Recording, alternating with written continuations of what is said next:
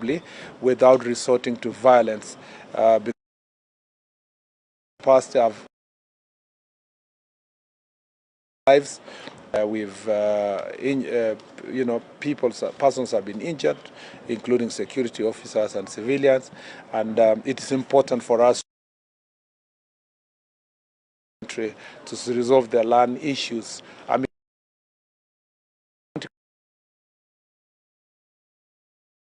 our team are well trained to help communities, bring them together through barazas and through community mediations and arbitration to ensure that problems are being resolved in amicably. I'm glad that some of the land challenges that we had even inside the conservancies have now been resolved because communities sat down with the help of religious leaders, community leadership, Ngao team, security team, investors who are here, and they have been changing the way we face in other parts of Rift Valley like Samburu, Baringo, Elgeyo Marakwet, West Pokot, Turkana.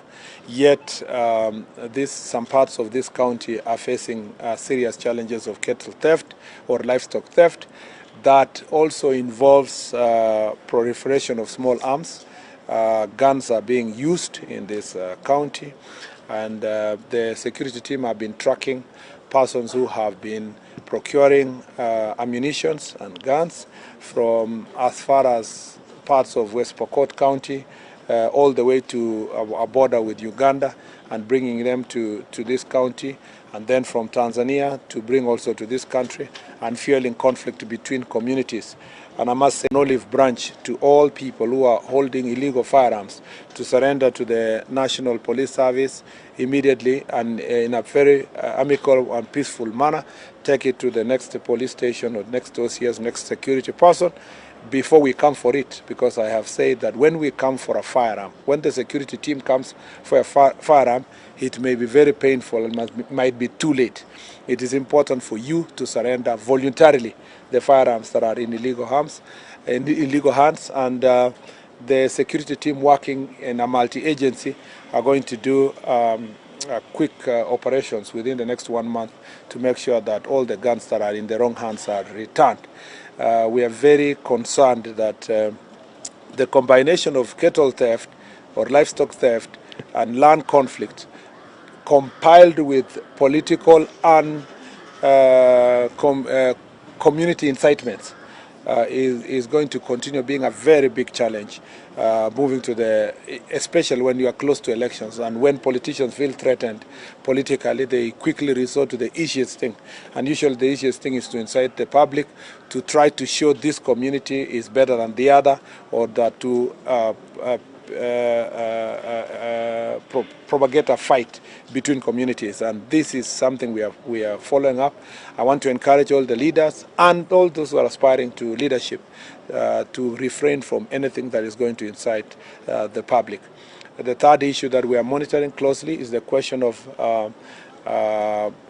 alcohol and substance abuse, and particularly proliferation of adulterated ethanol and other kind of alcohol that is combined together with smuggled goods from neighboring country. We border Tanzania here, and there is a lot of smuggling of goods here, but also some of the alcohol that is consumed in Narok come from Nakuru County. Some of them come all the way from Kisumu County, Kisii County, and all those places, which we are yet to visit, and we will see the measures that we are going to deal with, because some of these factories that are manufacturing this adulterated alcohol and spirits are actually in the neighboring counties, and some of which are coming from out of the country.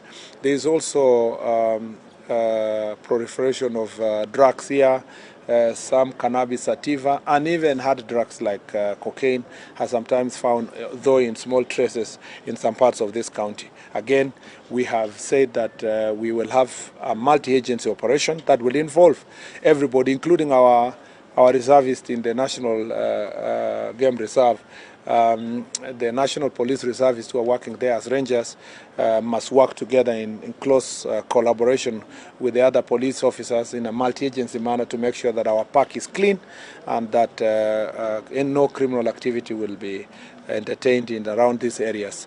The other issue that I want to quickly speak about is the issue of gender-based violence, including female genital mutilation, which is part of gender-based violence, and also the gender-based violence where spouses, couples, people are fighting is something that is also we are dealing with, especially the FGM.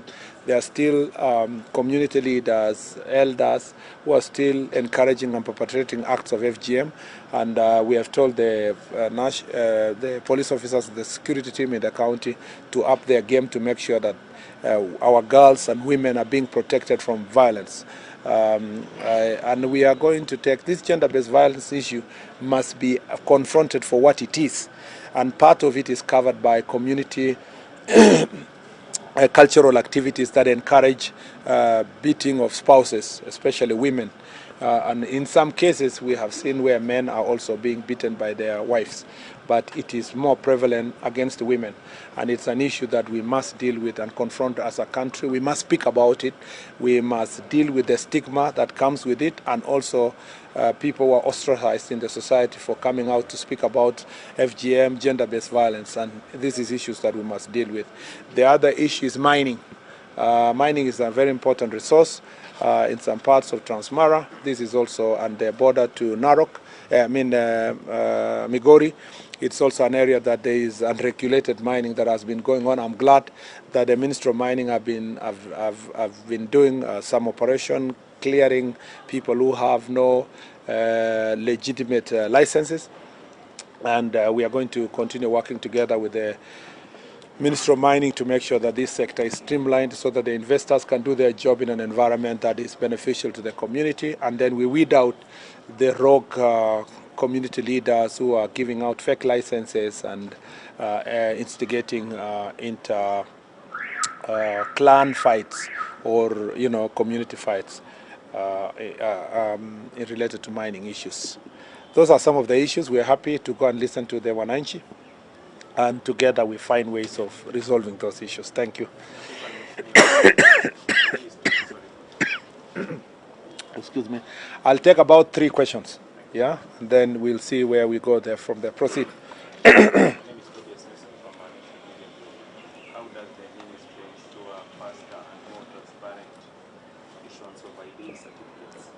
Okay, thank you. Well, on the IDs issue, we are working on that. You will go and see shortly our mobile live capture machines that are going to help us to reach out to as many of our residents here as possible. We have a critical number of population that is not registered, and they are of adult age, and this potential must be harnessed. As a ministry, we are procuring some vehicles so that we do mobile registration, especially for pastoralists. We want to make sure that we reach them in their manyatas and other parts where they are unable to access. Of course, in town here, we have registration centers in a few areas. I think it's how many? 19, yeah? We have 19 registration centers for ID. That is huge. But still, because of the coverage, there are places that we will need mobile registration. And that's why we are showcasing our live capture machines as one way of ensuring that we will reach out. And you know that live capture machine has only, it just needs 3 people. And once the chief is there, the fingerprints officer there, and the registrar, things are done, finished, and all the information is uploaded, and you are able to print an ID within 3 days, and within 7 days, a resident will have gotten their IDs. These are some of the reforms that have happened. You know, now it is free because the president declared that we give out IDs for free. It used to be 300 shillings, it's now free, and as we take it close to the people, more of them will be encouraged to take it. Remember, the president also removed the unnecessary vetting procedures, which was affecting this county because it's a border county. Now more people can easily get their IDs like any other part of the country without being discriminated upon. And so that is an area that we are very keen on. The area that we are yet to get it right is the births and deaths area. We still have smaller coverage, and we are looking for budget to hire more staff so that we can also cover as many places as possible the way the ID registration has been able to do so. Thank you. My name is Ruben Mutoti from 680. The former EP said that he denied actually those allegations inside Kenya's pubs. What is your take? In terms of inciting in relation to? Relationship to inciting Kenyans on matters Al-Shabaab and terrorism. Maybe what is your emphasis On that issue? Let me say this, that it behooves every citizen of this republic to carry out themselves in a manner that is patriotic and in a way that they can be considered responsible to their Chapter 10 provisions of national values and principles of governance. It is very unfortunate that a person who is seeking public office and who has held a very high office is propagating lies and campaigning against our own country, speaking ill of our nation, you know, trying to portray Kenya as a pariah state where our security officers are irresponsible, because he's trying to call into question our security officers, both and security team, all our armed forces, because they are working in multi-agency way in the border counties, for somebody to try to demean the work that our security forces are doing. And having held a very high office just less than a year ago is extremely unfortunate, particularly when we know that every other day our men and women are making great sacrifice from Boni Forest to all the way to Mandera, all the way to Lake Turkana, and all the way to Kwanza here, where we have porous borders, that we have different challenges, but particularly in Mandera, Wajir, Garissa, Lamu, and Tana River, where a lot of challenges have been there for many years. And especially when you know that we are bordering a country that is struggling with its own internal problems in Somalia and continuing to put pressure in our own country. I would have expected a certain level of responsibility on the part of the former deputy president, notwithstanding his status as an impeached former deputy president. I still thought that as a citizen of this country, even when he's outside office, he will realize that there are certain boundaries that you cannot do politics with when it comes to our country. Now, since he has information, you can see liars, you know, this pathological liar, you can see through his lies. 1 minute he is saying that he has information that is relevant to dealing with Al-Shabaab and people who are doing business and collaborating with the enemy. In the other minute, when he's told to put that information in a proper record, he starts running away that he's not going to record that information. That means that's just lies and sound bites for social media and for purpose of inciting the public and disparaging the nation. If he is a man enough and he is a person of integrity, he should put his allegations in writing, you know, together with the evidence that he has, the people who are in the meeting that he is alleging that the meeting, the businesses that those people bring, the collaborators. Since he seems to have a lot of information, it is laughable that a citizen of the Republic of Kenya who is seeking high office is telling the citizens of this country would rather appear before a senate of another country than his own country. We are not stupid people. We are looking through. You can see through his hypocrisy. But we will insist. We are continuing to insist that any citizen of this republic who makes such heavy allegations and who thinks that they are doing so for the good of the country, they are obligated to put that in writing. And and when I say that they should record a statement, it doesn't mean that the National Police Service is not independent. I am just restating what is in the law, that if you have evidence that is related to safety and security of Kenyans, the right place to put it is to take it to the DCI and provide that information so that the people you are mentioning can be investigated and be arrested and be charged. But until you put that information in writing, the rest is just pure propaganda and falsehood that must be treated with the contempt that it deserves. So I challenge the former deputy president to to make his allegations now properly on record if he really thinks that he has information that can help this country. But until then, we will treat it as the usual propaganda and the amazing level of contradictions that is now known for him. You just need to pick some few clips from his archives last year, and you will see the total opposite.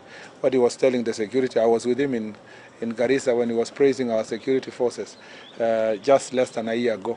And now, because he's out of office, he thinks that he should disparage our security forces. There were 2 DIGs who are in Mandera and Garissa, and Mandera and Wajir. They just came back yesterday. I'm glad that they went to motivate our police officers who are there. I am really sympathize with our police officers who have got injured fighting the enemy at the border of our country, and I like to tell them that they have our full support, notwithstanding these propagandists who are trying to demean the work they have been doing, and will stand firm as the Republic of Kenya. If, and I insist, if the former Deputy President has any information that is worth consideration, not just by local, even international institutions, if he has that information, he must record it with the DCI as soon as he arrives the country, so that we can take him seriously. Until then, we will just consider it a part of his continuous comedy and caricature that he has become in everything he says out there. You know, a person who poses for a photo, for every step he passes through at the airport, is looking for the airport police to take a picture with. And that is a big thing. He's going to show us that, oh, he met airport police officers when he went to the US. That is a joke. It's a total joke. Or somebody who goes to amusement park in a technology company, then starts saying, I had an engagement in an amusement park as a tourist. How many of us have gone to amusement parks as tourists when we travel out there? And then you start saying, oh yeah, this is what, and so forth. The only thing you can go and write when you get a small opportunity to visit Facebook as a tourist is political slogans. I mean, we have a problem. And I think if the former Deputy President is not going to record a statement about what he said about Al-Shabaab and the country, then the right thing for him is we check him in a mental institution for mental assessment, because his level of contradictions can only be that he either is a pathological liar or is a mental case that needs treatment. And you know, Constitution of Kenya insists that for people to hold public office, they must be of sound mind, which is at the moment extremely questionable. And I guess that it comes with the stress of losing such a high office. And there's nothing wrong for him being treated for mental health, because mental health is also part of areas that we in the security sector would like to ensure that our people are operating in our well-being. And you know, there are many of these cases in the political circles that are untreated. And as a result, they cause greater havoc and harm in the country. And I think that it's no longer a joke. Who the Deputy President, former Deputy President is at the moment is no longer a joke. Most of you share TikTok posts of his messages and so forth. You are actually the ones who are encouraging a person who is unwell to continue saying more things that are going to hurt our country. And I think those who are around him should help him get medical treatment, because then there are continuous conversations. Somebody out there may think that he's a serious person when he's not. The last question. Thank you, Maina. The question is on security status of Narok and the surrounding counties, especially as you mentioned about land conflict, stop them and such. I see you have a very powerful security team, including the chairperson of the National Security Committee, yeah. National Assembly. How do you assure the people of Narok and even Transmara, even Bomet, that such acts of clashes or those kinds of crises would end and come to a stop permanently? You see, Maina, management of security of a country is a continuous process. sometimes it's a moving target. You solve one problem, another problem comes in. For as long as human beings are continually interacting, and there are other issues, the people are competing over resources, they are competing, and they're competing over leadership, they're competing over different things. It will always pause, you know, and criminals are getting better in terms of their technology, their tactics, and so forth. So you always continue to invest, and you must always remain alert. That's why you change security officers every given time to avoid familiarity. You invest in more technology. You invest in more resources. You must continue. We've been with you in a number of these cases, and Kenyans are saying that we must train more. Police officers should be trained continuously. And like other departments of government, police officers are extremely disadvantaged because they are not getting new technology and new ideas as they continue managing the security sector. I'm talking about at the lower level. And this is one of the resolutions that has come from Jukwaa, that we need to invest more. So the thing is not to say whether or not we'll face the challenges. It's always to be prepared and ready continuously. And it's important that the chair of the committee is here, because budget is also a very important issue that for us to achieve all these security issues. People have been talking about the security budget. It is absolutely nothing. That is only for salary and emoluments. Capital investment in the security sector is very low. Building of police stations, buying of vehicles, fueling, operational resources, authority to incur expenses. Those has been, you've had in many of our Jukwaa, Usalama, for the 26 counties, that poses, continues to pose a challenge. And so working together, that's why we are all with the leaders today, including county government. There are always ways for people to make a contribution in this direction. Asante sana. We'll go and pay a courtesy call to the governor. Thank you. How are you?